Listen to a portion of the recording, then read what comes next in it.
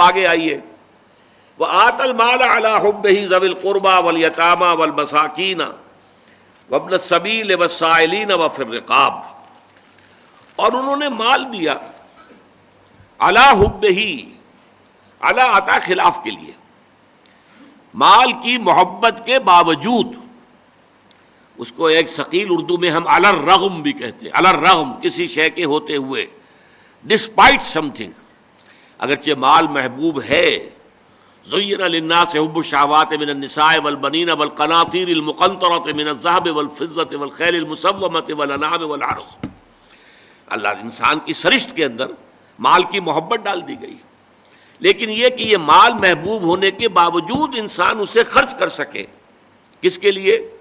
آت المال علی حبہ ذوی القربى، قرابت داروں کو، والیتامى یتیموں کو، والمساکین محتاجوں کو، وابن السبیل اور مسافروں کو، والسائلین اور مانگنے والوں کو، وفی الرقاب اور گردنوں کے چھڑانے میں۔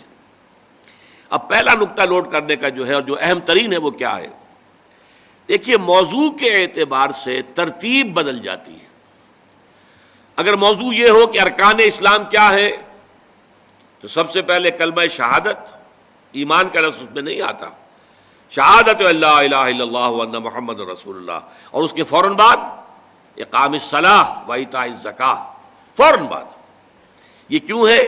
اراکین اسلام یہی ہے، ارکان اسلام یہی ہے۔ اسی طریقے سے اسلامی معاشرے کے اندر اس کی جو ہمیں تنظیم کرنی ہے، آرگنائز کرنا ہے، اس میں اہم ترین چیز کیا ہے؟ نماز اور زکوٰۃ۔ لیکن یہاں بحث ہے نیکی کی حقیقت کیا ہے۔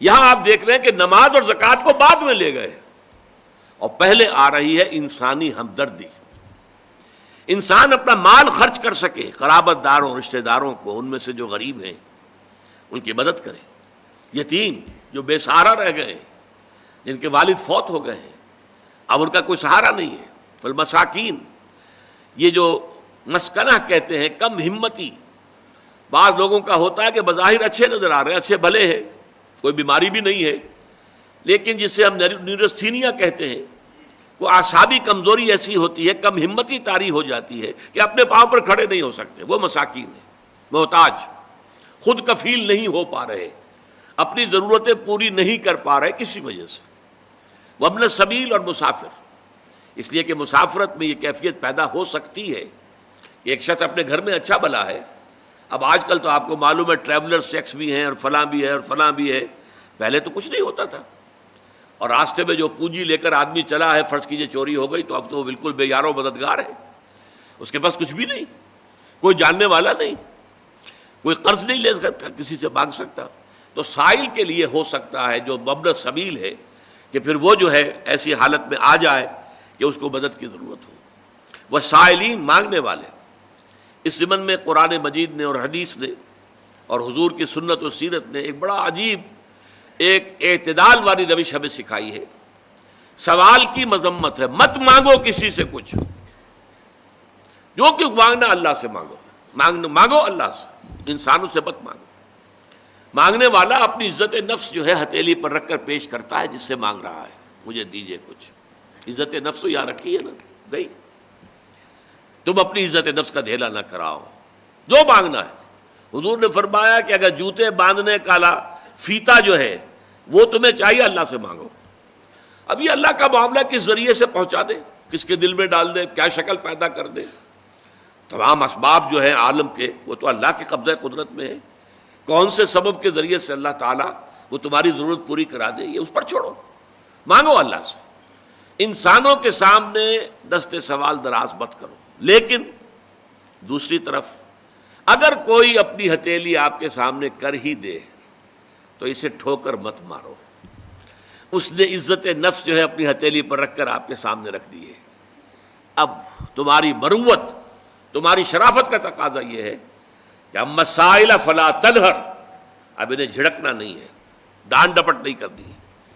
اگرچہ ہمارے آج کل کے معاشرے میں جو پروفیشن بن گیا بیگری کا، اس میں بسا اوقات جو ہے پیچھا چھڑانا مشکل ہو جاتا ہے، اور واقعہ یہ ہے کہ ان کی اگر مدد کی جائے، اب کیا ہے، وہ آپ نے 1 روپیہ دے دیا تو بعض لوگ سمجھتے ہیں شاید بہت بڑا، میں نے حاتم طائی کی قبر پر لات مار دی، روپیہ دے دیا، لیکن یہ تو اصل میں انسٹیٹیوشن آف بیگری کو آپ نے سپورٹ کیا.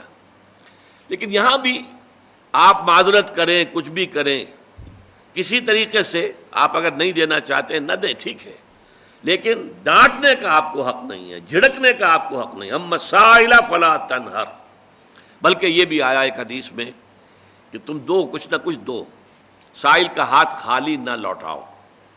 یہاں تک ایک حدیث میں الفاظ ہیں سائل کو ضرور دو، خواہ وہ گھوڑے پر سوار ہو کر تمہارے پاس آیا ہو. گھوڑے پر سوار ہو کر آنے والا جو ہے وہ تو صاحب عزت، صاحب حیثیت انسان ہوتا تھا نا. گھوڑا تو عرب میں ہر ایک کے پاس نہیں ہوتا تھا. اونٹ تو کہہ سکتے ہیں آپ کے بہت عام تھا، بھیڑیں بکریاں عام تھیں. گھوڑا جو ہے وہ تو کسی صاحب ثروت انسان کے پاس ہی ہوتا تھا، صاحب حیثیت. تو گھوڑے پر سوار ہو کر آ رہا ہے، لیکن تمہیں کیا معلوم اندرونی طور پر اس کی کیا کیفیت ہے، کیا اس کے اوپر بپتا پڑ گئی ہے، کون سے صورتحال سے وہ اچانک دوچار ہو گیا ہے. لہذا دے سکتے ہو تو دو، لیکن یہ کہ نہیں دے سکتے تو معذرت، قول معروف یہ کہو اور نرم انداز میں ان سے معذرت کرو. تو فرمایا وفر رقاب، اور آخری شے کیا ہے؟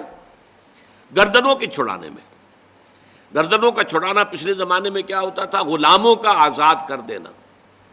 کہیں غلام ہے بیچارہ، آپ نے اپنے پیسوں سے خریدا اور آزاد کر دیا، جیسے حضرت ابو بکر صدیق رضی اللہ تعالیٰ عنہ نے متعدد غلاموں اور کنیزوں کو اپنے پیسے سے خرید کر آزاد کر دیا، جن میں سب سے بڑا نام حضرت بلال کا ہے رضی اللہ تعالیٰ عنہ، ابو فقیہ کا ہے رضی اللہ تعالیٰ عنہ. کئی جو ہیں وہ کنیزیں تھیں جن کو کہ خریدا ہے، آزاد کیا.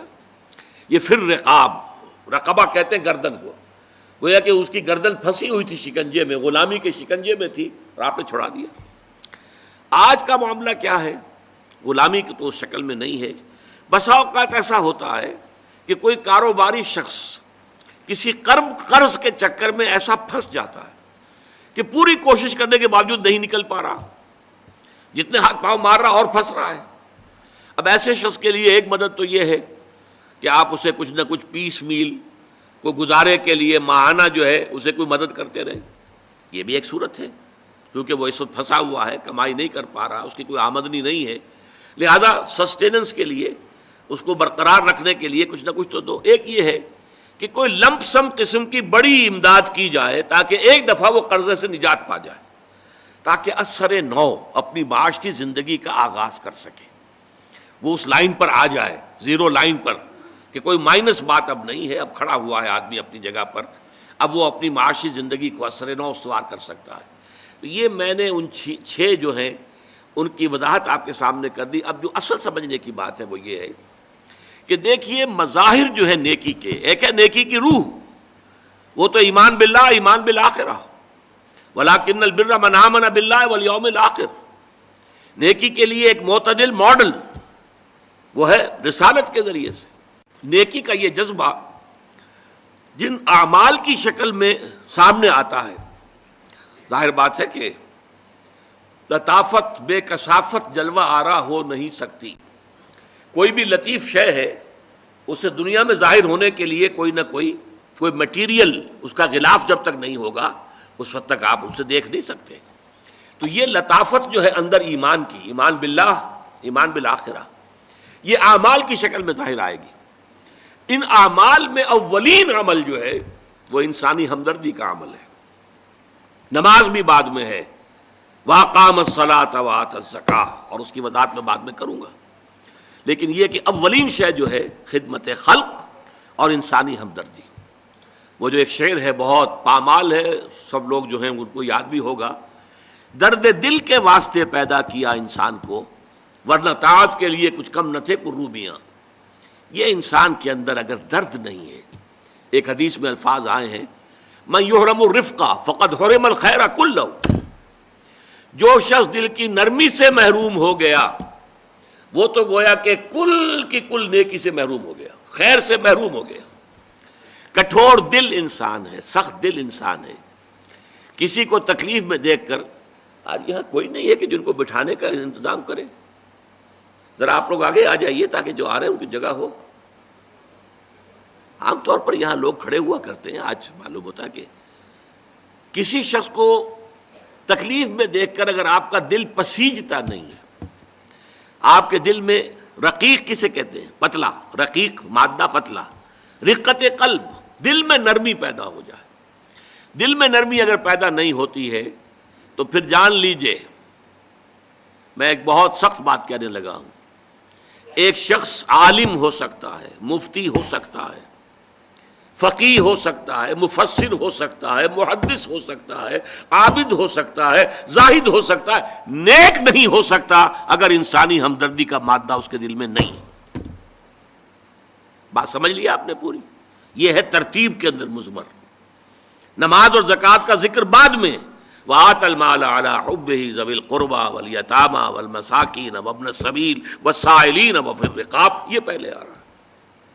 اور آپ میں سے بہت سے حضرات کو یاد ہوگی چوتھے پارے کی پہلی آیت، جو اس معاملے میں یوں سمجھیے قول فیصل، لَن تَنَالُوا الْبِرَّ حَتَّىٰ تُنْفِقُوا مِمَّا تُحِبُّونَ، تم ہرگز نیکی کے مقام کو نہیں پہنچ سکتے جب تک خرچ نہ کرو اس میں سے جو تمہیں محبوب ہے.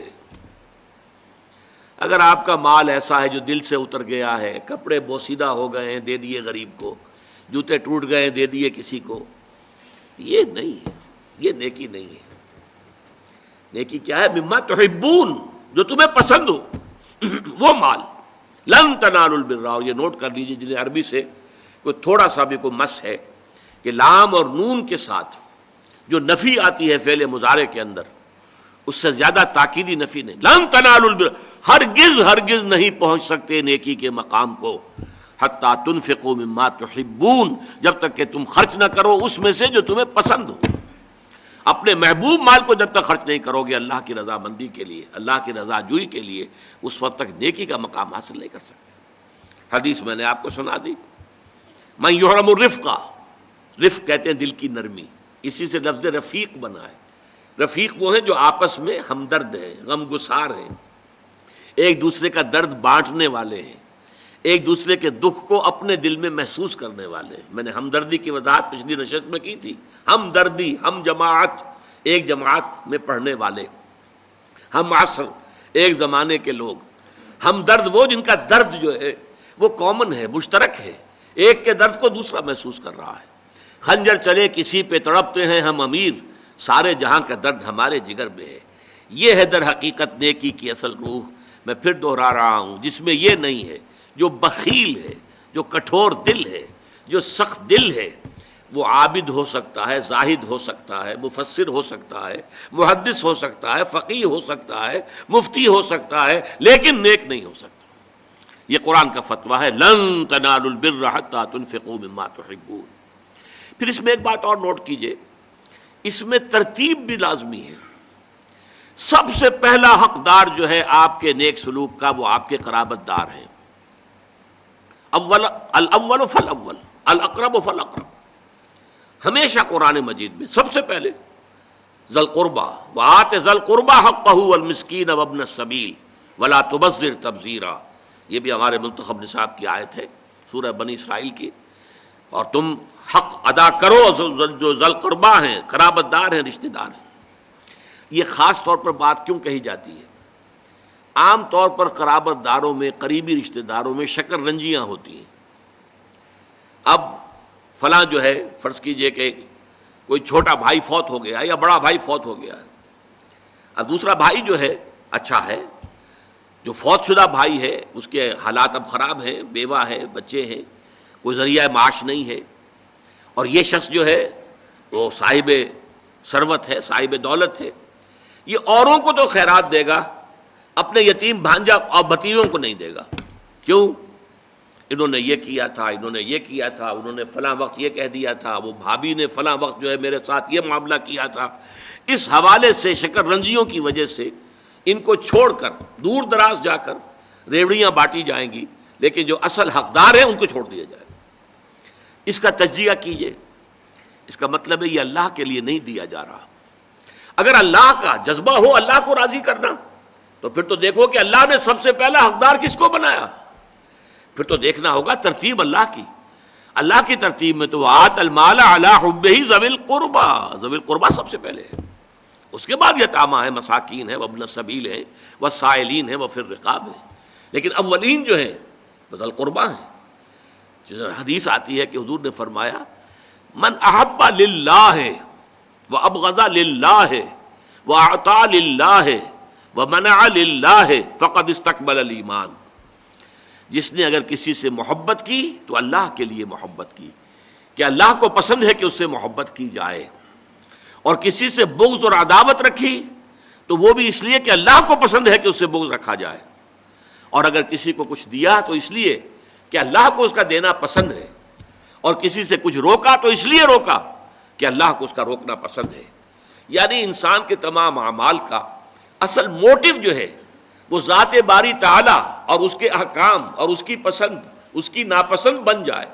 اگر یہ ہو جائے من احب للہ ہے وابغض للہ ہے واعطى للہ ہے ومنع للہ ہے فقد استکمل الایمان، تو ایسے شخص نے تو اپنے ایمان کی تکمیل کر لی، یہ کمال ایمان کا مقام ہے۔